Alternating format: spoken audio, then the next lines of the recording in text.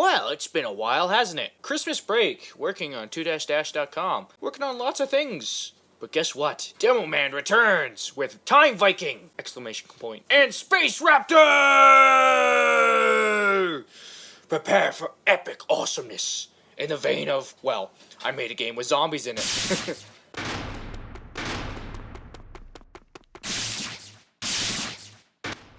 What is this? It's a twin-stick shooter, as it's so helpfully described on that opening page.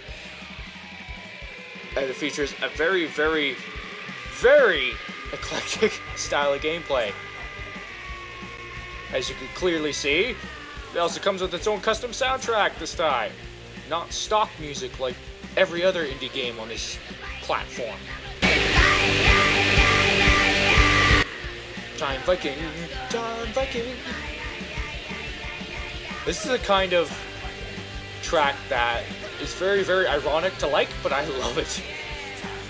It's so ironic that it's impossible not to enjoy it. It knows it's a completely awful track. And look, you're a Time Viking fighting off robot ninjas.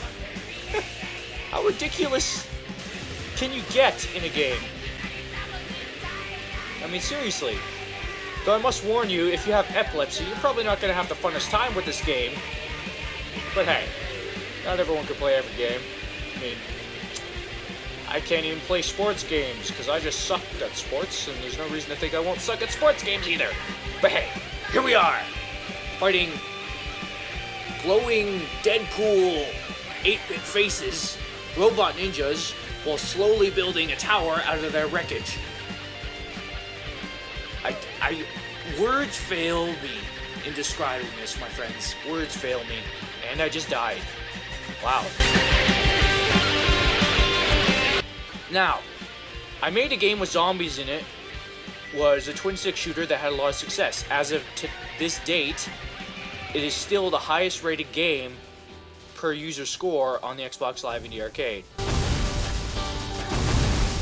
And there's a reason for that. Its gameplay was smooth, it was intuitive, and it was just damn fun. Mowing down waves of zombies to one of the funniest tracks I've ever heard in a video game. However, this game,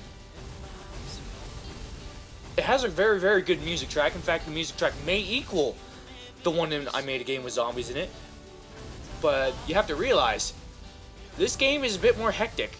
And I've noticed several times in this game, like right there almost, where there's so much stuff going on in the screen that you can barely make out what's going on, and that's kind of a major issue.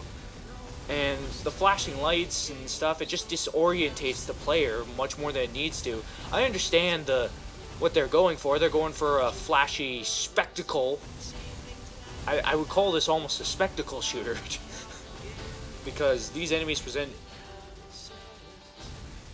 little challenge, I should say. Man, I pause a lot when I speak, don't I? Man, I must have a stuttering problem or something. I must have trouble forming my words. Oh my god, sadness and happiness and fear in the background. But I digress. I'm shooting missiles and ninja robots with psychic flashes from my brain, and oh god, my eyes just started bleeding. Ow. Ow. God, I have to blink several times. Actually, yeah, this is really... Yeah, guys, this is a bit much. At least I made a game with zombies and it had kind of, I won't say a justification for its flashiness and stuff, but this one's just a bit too hectic. That game had some pacing. It knew that it didn't need to overload the player with so much stuff on the screen at the same time. I mean, look, I'm supposed to be dodging yellow laser beams from these yellow space invaders. I'm supposed to be shooting these missiles so that they don't explode around me or on top of me. And I have to contend with robot ninjas at the same time. Ah, damn it. I just died again. I like the art style in this game, though. I mean, it's eclectic, but it's very fluid. Very fluidly animated. Obviously, there's a lot of effects and stuff going on the screen, but other than that, I love the animated style in this game.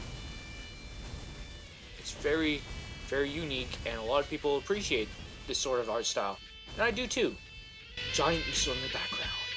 Time for epic outro. Fade to black. Snowfall. On the mountain we have built. Alright, let's go kill some things.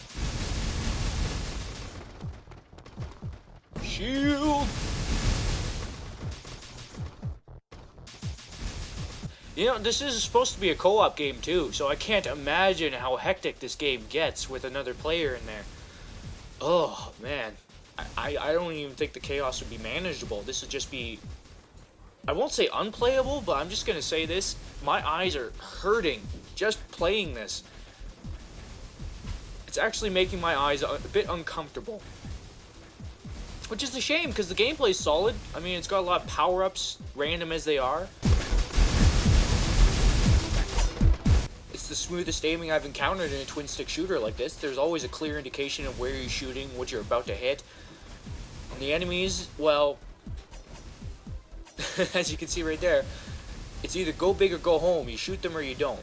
So that's a refreshing difficulty, I guess. It keeps you on your toes instead of just giving you tons of weak sauce enemies and with no challenge factor whatsoever. Ooh, machine gun! Let's blast! But unfortunately, this game just can't quite get over the hurdle that the flashing really hurts. Like, it's hurting my eyes looking at this sometimes.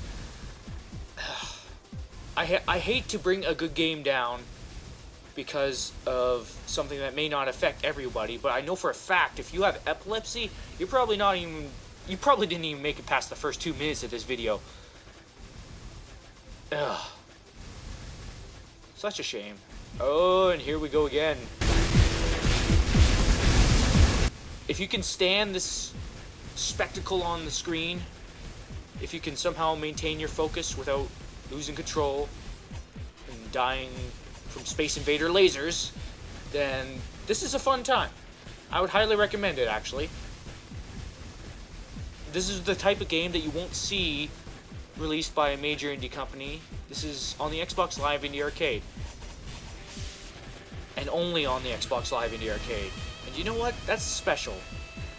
To have games like this coming out on this platform is a special treat, because you won't find these games anywhere else, and they're so good at what they do. They're so good at what they do, and I would highly recommend this game. This has been Thoughtful Salt taking a look at Viking and Space Raptor. Available for $1. I shall see you next time.